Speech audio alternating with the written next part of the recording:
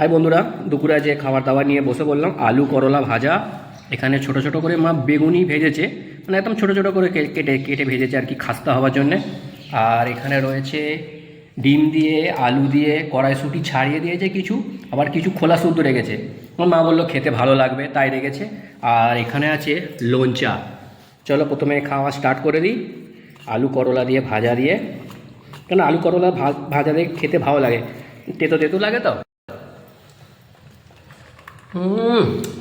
তেতো তেতো ভালো লাগছে খেতে। আর তার সাথে একটু গালে বেগুনি খাওয়া যাক। ভালোই লাগছে খেতে, মোটামুটি খারাপ নয়। তোমাদের কে কে আলু করলা ভাজা দিয়ে ভাত খাও আমাকে একটু কমেন্ট করে জানাও, কার কার ভালো লাগে। মাও খেতে বসে পড়েছে।